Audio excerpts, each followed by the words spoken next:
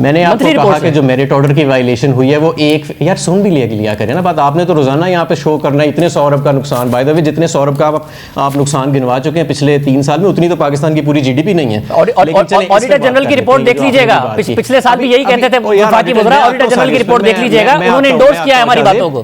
शाहजेब का नहीं, आपने क्यों कह दिया? क्योंकि पिछले साल नदीम बाबर भी ये कहते थे मैं ऑडिटर जनरल की रिपोर्ट पढ़ देता हूं। आपको लाइव टीवी पे नहीं, ये नहीं हो सकता ना माजर साहब कि आप एक पर्सनल अटैक करेंगे और मैं फैक्ट से जवाब नहीं दूंगा। ये हो नहीं सकता ना। आप या तो जवाब देने आए तो फिर जवाब दे दें। अगर आप अटैक करेंगे तो सुन ले। आप सुन ले, पिछले साल नेपरा ने आज तक पाकिस्तान की तारीख में आरएलएनजी के ऊपर कोई फंड्स विदहेल्ड नहीं किए, ना जुर्माना किया, ना ये कहा कि आपने मेरिट ऑर्डर की वायलेशन की है। ये जो आप नेपरा की रिपोर्ट पढ़ रहे हैं ये लोड बैलेंसिंग के हवाले से नेपरा ने ये लिखा है कि आप उन्हें सेटिस्फाई क्यों नहीं कर पाए हैं बार बार पूछने के बावजूद।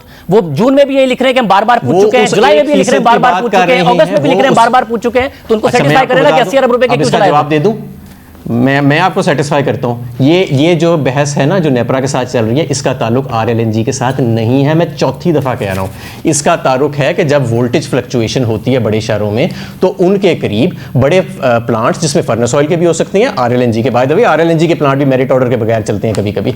जब वो चलते हैं तो उनके ऊपर नेपरा जो है वो टैरिफ डिसअलाउ करता है हमें। और हमारा 3 साल से ये कंटेंशन है कि लोड बैलेंसिंग जो है यानी वोल्टेज फ्लक्चुएशन को एड्रेस करना और फ्रीक्वेंसी को बराबर करना, ये ग्रिड कोड भी अलाउ करता है और नेपरा का एक्ट भी अलाउ करता है अगर ये 1% से कम सतह पे हो, और ये 1% से कम सतह पे ही है। और मेरा ख्याल है कि इंशाल्लाह ताला इसका फैसला जल्दी आएगा, हमारे हक में आएगा इंशाल्लाह ताला। लेकिन आपने जो बात की ना, जो आपने जुम्मे वाले दिन अब आपने कह दिया ना, अब आपने कह दिया, अब मैं चैलेंज से कहता हूं कि एक ऐसा हकाइक ऐसा नहीं है कि जो दुरुस्त हो। शाहजेब, तो आप नेपरा से कहिए ना हमारी तरदीद कर दे बगैर चले। मैं नेपरा की रिपोर्ट कोट कर रहा हूं, या तो आप नेपरा को कन्फ्रंट कर लें या फिर नेपरा से कहते हैं कि आपकी तरदीद कर दे कि मैंने जो पॉइंट्स कहे हैं वो नेपरा को कोट किए बगैर कहे। मगर एक और बात भी सुन लें, ये आपने कहा ना कि मैं 2 साल से ये बात कर रहा हूं, पिछले साल हमने दिसंबर में किया, नदीम बाबर भी आप वाली बातें करते थे, प्रेस कॉन्फ्रेंस करते थे, इतने अग्रेसिव होते थे। अब सुन लें ऑडिटर जनरल ने क्या लिखा है। ऑडिटर जनरल ने पिछले दिसंबर के बारे में लिखा है कि इंतजामिया ने मुल्क में सर्दियों में गैस की डिमांड बढ़ने के तारीखी रुझान को मद्देनजर नहीं रखा और साथ-साथ बैनुल-अक़वामी मार्केट में एलएनजी की कीमतों में इजाफे के रुझान पर नजर रखने में भी नाकाम हुई, क्योंकि कीमतें जुलाई से अक्टूबर 2020 में मुसलसल बढ़ी। कमजोर प्लानिंग, मैं आ रहा हूं आपके दिसंबर पे भी आ रहा हूं, बट आपने माजी की बात की थी तो क्लियर कर दूं। पिछला दिसंबर भी आप ही की पार्टी का था, हौसला रखे सुनने का। आपने क्लेम किया ना, उसे एस्केप ना करें उसे आगे ना। पिछला दिसंबर भी आप ही की पार्टी का था, हौसला रखे सुनने का।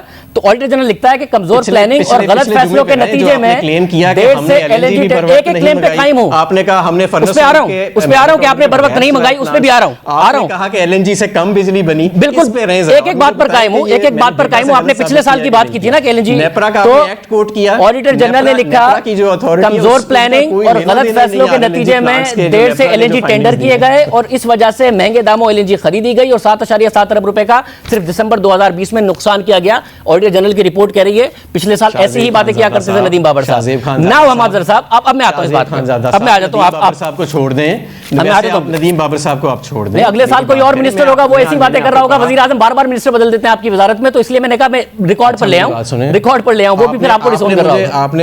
आपने मुझे अपने गलत हकाइक की डिफेंस के लिए बुलाया है या मैं अपनी? हाँ, मैंने आपको आपके गलत हकाइक की डिफेंस के लिए बुलाया। मेरा ख्याल है कि आप अलहदा अकेले बैठ के शो तो कर लेते हैं, कट पेस्ट कॉपी भी कर लेते हैं। आया करें ना, आपको हमेशा लाइव बुलाते हैं, आया करें। ऐसे इल्जाम क्यों लगा रहे हैं? आपको रोजाना हर दफा लाइव बुलाते हैं। रोज आके आपको नहीं ट्यूशन? तो रोज क्या भाई, 80 दफा आपको बुलाया है, 4 दफा आए हैं, 80 दफा आपको दुरुस्तगी अगर करनी होती तो आप आ गए होते। दूसरों के प्रोग्राम में जाके मुझ पर अटैक कर रहे होते, दूसरों के प्रोग्राम में जाके आप मुझ पर अटैक कर रहे होते हैं। आके खुद डिफेंड क्या करें ना, हिम्मत क्या करें।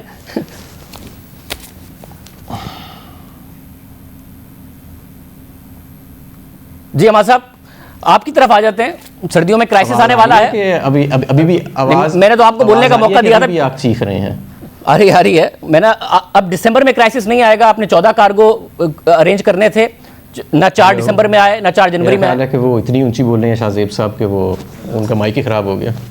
मुझे आवाज नहीं जा रही हमारे साहब को आवाज आ रही है? मुझे मेरी टीम बता रही है कि आवाज आ रही है। अब आपकी आवाज आ रही है जी। अच्छा जी, सबसे पहले सर्दियों में क्राइसिस आएगा हमाजर साहब।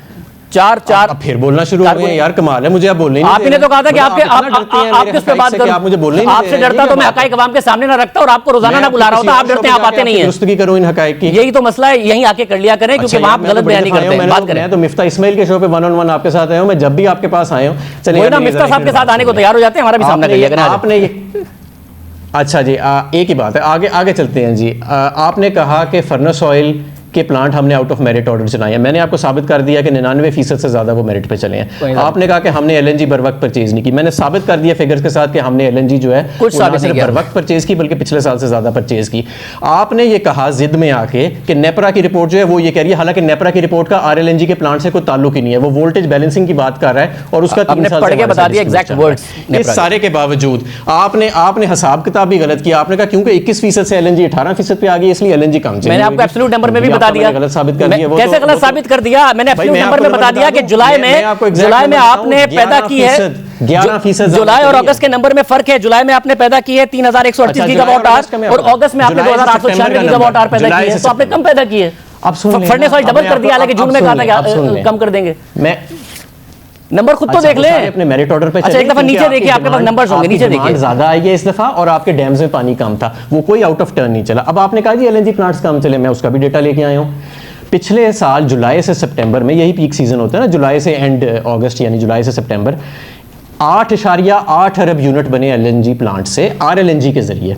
इस साल जुलाई से सितंबर में 8.6 अरब यूनिट बने एलएनजी प्लांट से, और जो 2 लाख यूनिट का जो फर्क है वो इस वजह से है कि कुछ देर हमने ड्राई डॉकिंग जब हो रही थी तो आरएलएनजी के बजाय लोकल गैस पे चलाए अपने आरएलएनजी प्लांट्स। अगर उस लोकल गैस को डाल लें तो उन यूनिट्स की अकाउंटिंग लोकल गैस वाली साइड पे हो रही है, तो इस साल यूनिट भी ज्यादा होंगे। और मैंने आपको पहले बता दिया कि पिछला साल कोरोना था, 11% ज्यादा एलएनजी, पिछला साल कोरोना था और लो डिमांड मंथ्स थे, अगस्त में और सितंबर में तो आपने एलएनजी मंगाई नहीं थी। पिछला भी